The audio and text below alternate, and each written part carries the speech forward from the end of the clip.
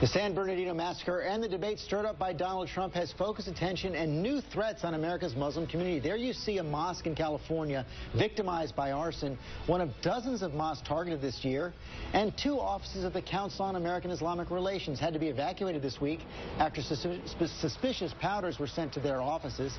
Here to talk about these threats and what America's Muslim community can do to combat the radicalization of young Muslims is Nihad Awad, the Executive Director of CAIR, and Indiana Congressman Andre Carson, one of 2 Muslim members of Congress. Welcome to you both. And Mr. Awad, let me begin with you. What has been the fallout in your community since San Bernardino, since the comments of Donald Trump?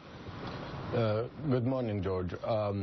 As you can tell, the Muslim community is extremely concerned about the violent backlash against its members, against its institutions. As you have seen just a moment ago, a mosque that was firebombed last Friday. Quite few violent attacks have been taking place against individual Muslims. Hate messages, death threats, like our 2 offices were evacuated, the one in Washington, D.C. and in Santa Clara, because of suspicious powder that we received with a death threat on it. So luckily everyone is safe, and the matter is being investigated by the FBI. So yes, there is a sense of anxiety, and this comes in the background of the anti-Muslim sentiment that has been unfortunately fueled by Donald Trump and his likes from his platform. But Congressman Carson, you heard Senator Rubio this week. We're in the wake of Donald Trump's comments saying there's no widespread discrimination against the American Muslims.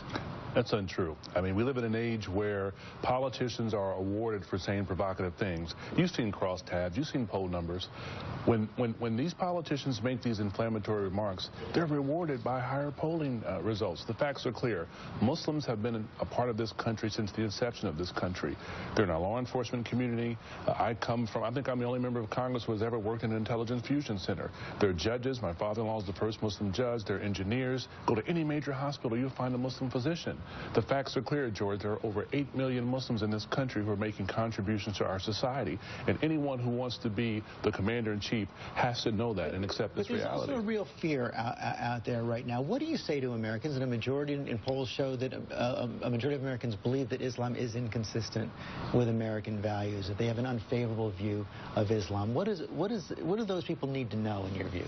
They need to know that there are numerous terrorist attempts that are thwarted weekly almost, and they're thwarted because Muslims are working behind the scenes helping to keep Americans safe.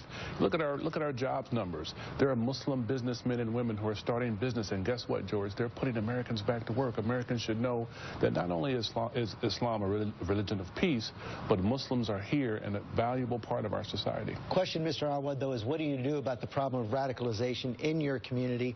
George Washington University put out a report called ISIS in America, and it says that ISIS-related mobilization in the United States has been unprecedented. As of the fall of 2015, U.S. authorities speak of some 250 Americans who have targeted or attempted to travel to Syria, Iraq to join the Islamic State, and 900 active investigations against ISIS sympathizers in all 50 states. And the number of young men who've been arrested on ISIS-related charges has doubled in the last year. As Congressman Carson has said, there are 8 million Muslims in the United States. American Muslims are not the problem. 40% of the terrorist plots were foiled by the contribution and involvement of the American Muslim families and members. And also, let's look at the bigger picture. ISIS wants us to be afraid. ISIS wants to divide us. ISIS wants us to be afraid of one another. And unfortunately, the bigger picture is the fact that we have 355 mass shootings in 2015 alone. And we see disproportionate media and political attention given to the acts of few thugs related to ISIS in the United States, but not the 350 mass shootings, which means more than one mass shooting per day happened in the United States, mainly happened happened at the hands of people who are not of the Islamic faith, but unfortunately we are giving a lot of credit to ISIS and to their recruited individuals who are very few in the United States. Congressman Carson?